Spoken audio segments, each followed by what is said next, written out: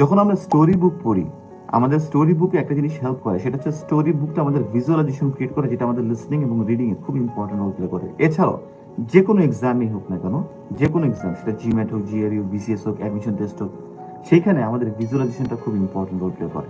এবং এটা বিল্ড করতে আমাদের স্টোরি বুক হেল্প করে। ছোটবেলা থেকে গল্প বই পড়ি না, সেই গল্প বই, যেমন হুমায়ুন আহমেদ স্যারের বই পড়ছি বা বই পড়ছি, দেখছি হিমু হাঁটছে, কুয়াশাওয়ালা একটা সকাল, সে চা খাচ্ছে, আমরা কিন্তু ভিজুয়ালাইজ করছি। ভিজুয়ালাইজেশনে কি হয়, আমাদের যে চিন্তার জায়গাটা বাড়ে। তো ভিজুয়ালাইজ মানে কি, ভিজু মানে অডিও ভিজুয়াল বলে না, সেই ভিজুয়াল মানে দেখা।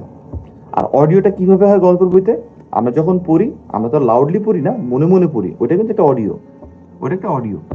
সো যখন আমরা সেই গল্প বইগুলো পড়ছি, ফর এক্সাম্পল হিমুর একটা গল্প বই, একটা ঘটনা পড়তে পড়তে একটা ওয়ার্ডে ধূপ করে আটকে গেলাম, বুঝলাম না যে ওয়ার্ডটার মানে কি, কথার কথা বলছি, তখন এই ওয়ার্ডটা যখন আমি আলাদা করে যাব, ডিকশনারি থেকে আমি এটা শিখবো, শিখে আমি ওইটার ওই গল্পের বইয়ের নিচে আন্ডারলাইন করে উপরে আমি সুন্দর করে ওয়ার্ড মিনিংটা দিয়ে দিব।